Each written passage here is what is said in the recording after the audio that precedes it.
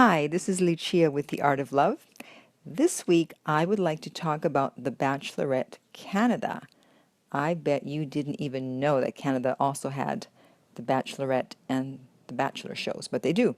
And if you're a guy listening to this, don't think, oh, I don't want to hear about the Bachelorette Canada. I don't watch that show. I'm going to click the stop button, but not so fast.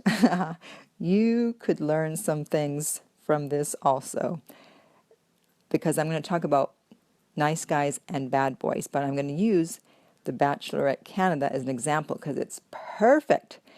It just ended, and the whole country is up in arms about the choice that she made. Because the final two came down to the bad boy, Kevin, and the nice guy, Mikel. That's Mikel with a K, not with a G. No es español. So, who do you think she chose? Kevin, the bad boy, he showed jealousy throughout the process. He got up and walked out when they were talking because he didn't get a rose on a date and he didn't think he should have to wait until the rose ceremony. Then, when he was in the final two, they had the fantasy suite and he walked out of the fantasy suite. He did come back. However, anyone who's familiar with the show, who's ever heard of someone walking out of the fantasy suite? You know it's between you and someone else, and so you want to make your best impression. You don't walk out of the fantasy suite. But he did, because that's what bad boys do. And meanwhile, the other guy was just the perfect gentleman. So nice, so sweet. The whole country's in love with him. And who do you think she chose? Well, unfortunately, the issue is that when a woman has to choose between two or more men, she generally picks the bad boy. Because that's how we're programmed, because bad boys give the illusion of strength and confidence, and Mother Nature wants you to pick someone strong and confident because it thinks that your offspring will be stronger as a result, and Mother Nature's only concern is to continue the race going. So basically, when someone picks a bad boy, even though he's not really good for her emotionally and mentally, Mother Nature doesn't care. She just cares about, as I said, the continuation of the race. So basically, you're being played by Mother Nature when you choose the bad boy. And everyone else could see that he was not the good choice. And on social media the next day, woo!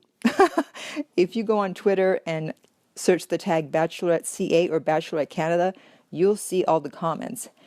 There was nobody that was on Kevin's side, the bad boy. I mean, some people wished them well, but for the most part, nobody was happy about it, especially also because his mother didn't like her. So that's an added issue that they would have. And at the final rose, well, after the final rose, it's called, after they show who she picked, the nice guy, Mikel, came on and was sitting there with, oh, by the way, the Bachelorette's name is Jasmine. And she even said she was still in love with him. And she started crying. And like the nice guy that he is, he gave her a hanky, but she thought it was too nice of a hanky, so she didn't want to use it. This would only happen on the Canadian Bachelorette. And everyone is thinking, no, you should have picked him. You're still crying. You're still in love with him.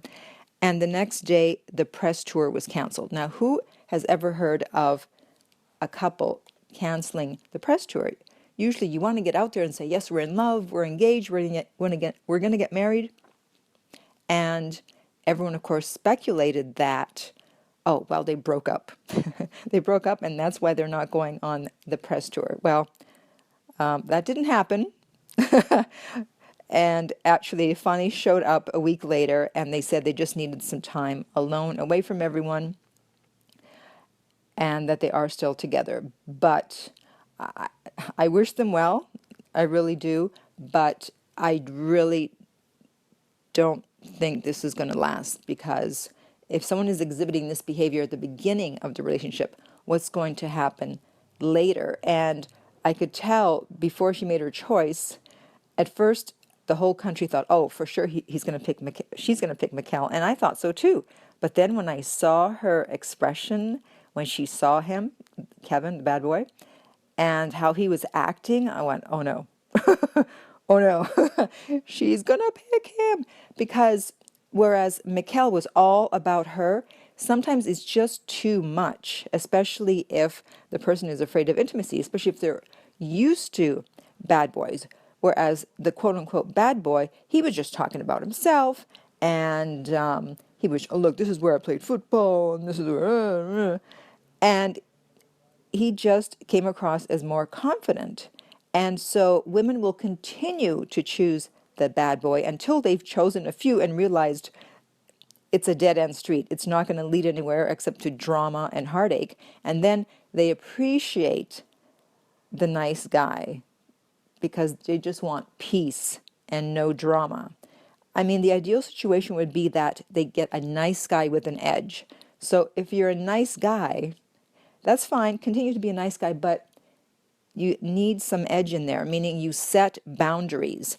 I was speaking with someone, and he said that this girl that he was dating, and they were officially a couple, every other Sunday she would spend the day with a male friend all day from like 9 in the morning to 11 at night. Now, that's not acceptable. Even if she was spending every other Sunday with a girlfriend that whole time, it's like, hey, you're in a relationship. What are you doing? But he didn't put his foot down. He didn't say anything. And see, that's what nice guys do. And then that's why the woman doesn't respect them, because she knows that that's actually not the right thing to do. But because he doesn't step up and say something, she continues to do it. She loses respect for him. She can't be attracted to him, and then it's over. So that's the mistake the good guys make. You have to set the boundaries, but usually you don't because of your fear of losing the woman, not realizing that the fact that you're not setting boundaries is what's actually going to cause you to lose the woman. So if you're a nice guy, you need to have a bit of an edge. And when women have to choose between the two, it's like the lesser of two evils in a way. They don't want someone who's totally nice and who they can walk all over. And they don't want a bad boy who's also always going to cause drama and issues. But they figure at least the bad boy's more exciting. What they really would like would be a bad boy who's good for them.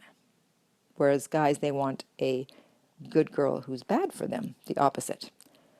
Okay, so if you have any questions or comments about bad boys and nice guys, Bachelorette Canada, whatever, you can contact me at theartoflove.net.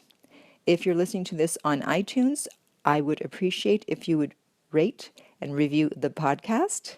I am available for private coaching. Contact me at my website that I already mentioned, theartoflove.net. And in the meantime, remember that love inspires, empowers, uplifts, and enlightens.